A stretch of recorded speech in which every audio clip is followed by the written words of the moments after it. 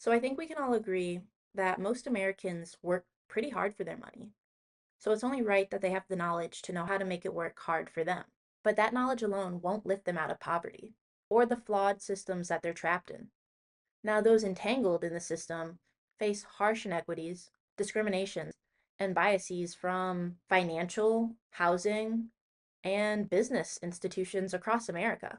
Many have to put their dreams and lives on hold just for them to learn how to play a game that's rigged against them. I learned this firsthand. I was fresh out of college and it was the beginning of the COVID-19 pandemic. I was searching for a job and a place to call home. Renting seemed like the obvious choice, and I'll never forget when I found the perfect place. It had these huge French doors and lots of natural light. But my excitement quickly vanished when I realized some gut-wrenching news. A credit check was required, and I had nothing to show for it. And of course, the feeling of defeat set in. I thought to myself, why is this so complicated? And more importantly, why wasn't this information made available to me sooner? It took me months to build my credit up to a point where I could even qualify to rent an apartment. And this whole experience got me thinking, who else is fighting this same fight? Who else is jumping through hoops and bending over backwards, trying to stick the landing, only to have the mat pulled out from under them? To explore this further, I met with two financial experts, Akeiva Ellis and Yanely Espinal, both leaders in the financial education advocacy sector, who helped shed light on some of the financial gymnastics that people are forced to go through. I also sat down with Shekina Washington, a participant in the RAISE Guaranteed Income program, who shared her personal story about financial struggles and how guaranteed income helped to get her back on track. So with that being said, I think it's time we pull back the curtain and expose this for what it is. Can you explain what you see as the main components of the financial literacy crisis? So I think this generation are really in a position where we want to do better, but we don't know how. And I feel like that's been a recurring theme probably throughout several generations, but certainly in today's landscape of all the noise that is social media and the internet and people giving you conflicting information and misinformation. I think it's just a bunch of people wanting to do better, but not exactly having the right tools, not having the right information. And that results in not really making any progress in terms of knowing what information is true and relevant and is applicable to their situations. A lot of vocabulary in the financial space is like overcomplicated on purpose. Like they use terminology, like asset allocation and time horizon. And when you hear those things, you're like, wait, what? I don't really know what you're saying. And so because of that, you're making me second guess everything that I think I know. And that's, I think, a really frustrating experience that a lot of Americans and especially young Americans are feeling and are going through. And that's leading to the crisis because it's just confusing and it's not welcoming. So I do think the crisis is a systemic issue, that we are not taking responsibility for educating and empowering the youth in our country in a very strategic way, meaning give them access to financial education and guarantee them that access. Ellis and Espinal were onto something. Americans want and deserve a better life, but we've never been given the proper resources to achieve that. Instead, we're held back by systems that use complicated language and procedures and limit access to financial knowledge. And the most frustrating part of all of this is the burden has been placed on us to carry. We often blame ourselves for not knowing what we don't know, and that shouldn't be the case. We shouldn't have to sift through social media or through misinformation just to gain basic financial literacy. The system should be designed to empower us, not keep us in the dark. So Ellis and Espinal even highlighted how some groups are more in the dark than others. A quick example I'll give for this is the credit scoring system. When you think about what actions or behaviors give you a positive credit score versus what actions and behaviors hurt your credit score or don't even count towards your credit score at all, a lot of the things that we do in communities of color and low-income communities, right? Like we might give to our local church every week. We might have our kids in a daycare center where we pay every single month for that daycare. We may have insurance policies that we pay monthly premiums on those insurance policies. I mean, there's lots of different things where we make consistent payments every month, but none of those things count towards your credit score, right? When you pay your gas bill every month, your electric bill every month, when you pay your rent every month, those things don't count towards giving you healthy credit, even though they are evidence that you are reliable to pay something every month on time and in full. And so it's frustrating to think that a lot of the behaviors and a lot of the things that are prevalent in communities of color and low-income communities just don't count. The system just calls them non-traditional credit types. And they determined that because they're non-traditional, they don't count in the credit scoring model that we use in the US today, right? So I do think that if that were to shift and be more expansive and more inclusive, we would see a lot more positive history there, because there are ways that these communities are showing and demonstrating that they have financial responsibility historically and systemically. Folks who have always sort of had easier access to wealth and to knowledge and resources are going to continue to have that. And those who have historically and generation after generation been disadvantaged and have been sort of kept away from this information and these resources, that gap is getting wider. And it's really unfair when you think about it for young Americans, because if you are a child in a family that's low income, what responsibility or blame do you have for your family's situation? You have none. And so if we leave this to parents, what happens is the parents who know are going to teach their kids, and the parents who never got a chance to learn won't be able to teach their kids. And so it perpetuates those disadvantages and those gaps.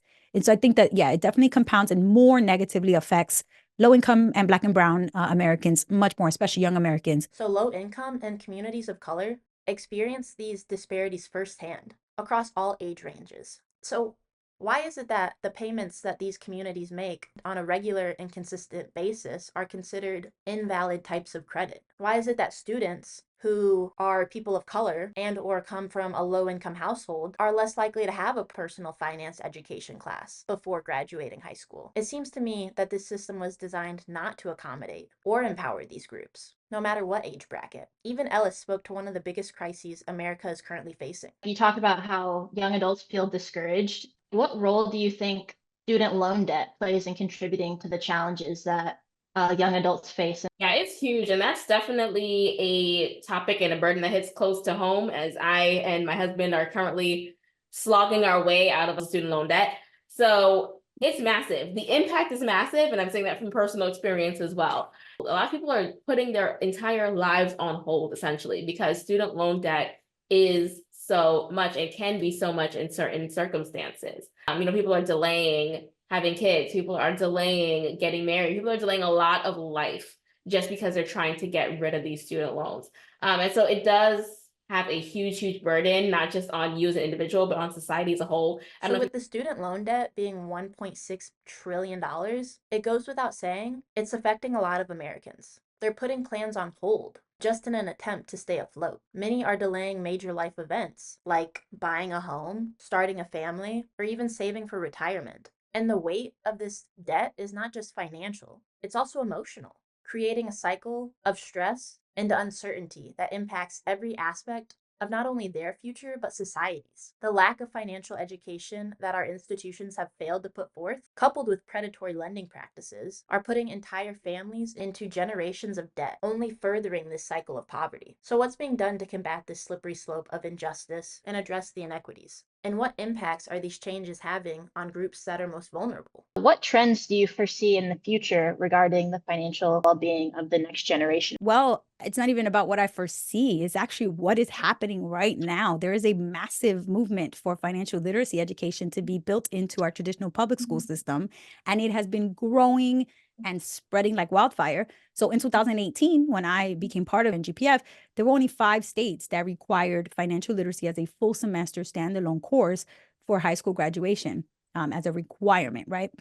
And in 2024, that number went up to 25 states. This week, while we're having this conversation, the state of California has officially become state number 26. What it means is that in the coming decades, whatever they do after high school, they will know what to do when they make their very first dollar, when they get that first paycheck, when they are offered a 401k. They'll have at least some basic exposure to all of these terms and all of these products and services that are available to them in the financial space. So with more and more states implementing this type of legislation, more and more people will grow with some financial knowledge to help them navigate the real world, which is great news for future generations who will get to experience it. But what about those who didn't get the opportunity to experience it? What happened to some of them? And what is our society doing to extend a helping hand? Well, I got the opportunity to sit down with Shekina Washington, a Minnesota mother and participant in the RAISE Guaranteed Income Program, to hear about the adversity she's faced and how she's rising above them through motivation, determination, and with the help of guaranteed income. And do you feel like your education or the education system in general provided you with tools that you needed to be prepared or to be confident in your financial decisions? No, I never really learned anything about finances in school at all. I mean, like I took accounting in high school. Hmm. So what did you feel like was missing from your financial education? Just a value that money is very important. It's very critical. It sets the tone for a lot of things. It helps you make a lot of decisions that you wouldn't otherwise be able to make. Like, what were some of the biggest challenges that you faced when you first started managing your own finances? Yeah, I would just say kind of like life, you get tired of like things getting cut off or just kind of like bills escalating and being impacted by like bad credit is taking me a long time to honestly realize the importance of money. I just was raised in a really religious household. And so, like, your soul meant more than anything. And so, over the years, I think just subconsciously that message, just kind of went really deep into the fibers of me. And I just never realized how important money really is, even though we live in a capitalist society. So, a lot of like, I've been impacted a lot of ways, like repos. My family unfortunately has had to deal with evictions and it's not getting really good cars because of our credit and just a lot of different things like that, shut off notices. And So Shekina Washington, like many Americans, didn't receive any financial education growing up. And because of that, she's faced some of the toughest challenges, from repos to evictions, you name it. These are the kind of adversities most people hope will never happen to them. But Shekina's story is far from unique. There's countless others who have been failed by our educational and financial systems. She, like many, have walked the tightrope and done the balancing act, just trying to survive. But once she joined the Raise Guaranteed Income program, things began to change for the better. And it wasn't just the extra money, it was the opportunity to learn and grow from the experience. How did receiving guaranteed income through the program impact your perspective of cash and what it helps with? I was just getting in a position where I was just like, when you're sick and tired of being sick and tired, mentally it's just like, okay, like I wanted to do something different with my finances. And each month I set like 10% aside. Just getting it wasn't like, oh, I can buy new shoes with it, or oh, I can, buy this during the duration of receiving the funds. It's helped me pay for things that needed to be paid for and sitting down, I guess, what people would consider a budget, but I just call it like mapping the money out. Like now, even though like I'm not rich or anything like that, I just have my paycheck to paycheck a little more blocked out and a little more organized than I ever have before. And it kind of made me start looking at other things like high interest yielding savings accounts and just some different things like that. Shekina's story proves that when we don't create new and complex rules or make people jump through hoops to get the help they need, their lives can change for the better. Shekina shows that when you give people the chance to show up, no strings attached, not only will they rise to the occasion, but they'll thrive. This demonstrates the power of trust and support in fostering real and lasting change. So based on my interviews, it's clear to me that our institutions are deeply flawed. Discriminatory practices and complex credit and debt systems are failing Americans, especially those in underserved or low-income communities. A 2022 study done by FINRA Foundation highlighted how younger generations, particularly Black and Brown folks, and people from low-income backgrounds, are most affected. So if we don't address these disparities, this cycle of poor credit and debt management will continue for generations. But programs like Raise are making a difference. Shekina Washington is living proof of that. She's shown us what's possible when we remove barriers and stop making people jump through hoops and perform tricks just to survive. We can't budget our way out of poverty, and we can't educate ourselves out of a broken system, but we can start the conversation and work toward a more equitable future. And organizations like Community Change are working to dismantle these inequities. And I encourage you to follow us along this journey to stay informed. So if you found this video helpful or insightful, be sure to subscribe and share it with a friend who could benefit from this information. Thanks for watching.